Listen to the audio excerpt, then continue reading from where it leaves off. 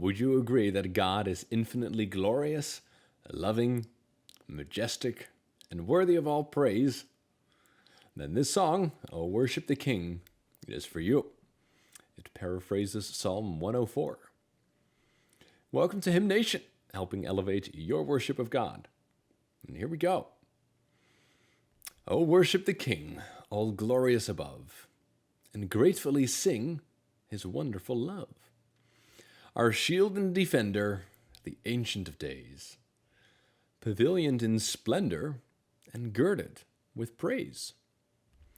Girded with praise, meaning for God to be enveloped, wrapped, and clothed in praise from who?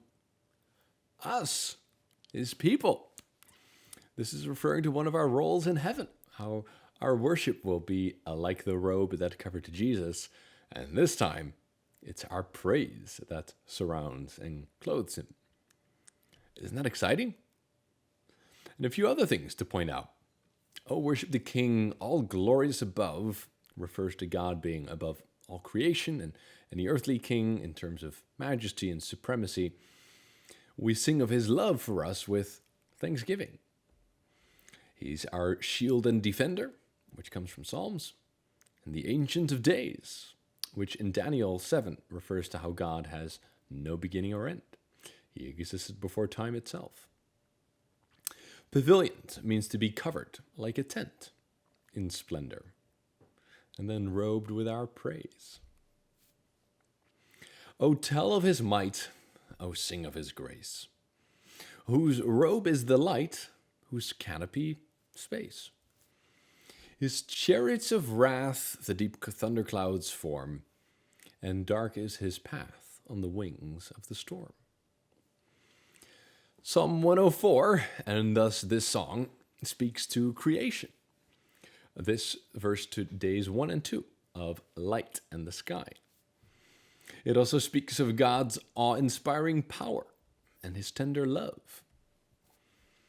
Storms and such can happen as a form of God's judgment, yet that terrifying strength, when channeled as grace, is also used to save us. Thy bountiful care, what tongue can recite? It breathes in the air, it shines in the light. It streams from the hills, it descends to the plain, and sweetly distills in the dew and the rain. What a great way to acknowledge how God cares for us in ways we don't even know.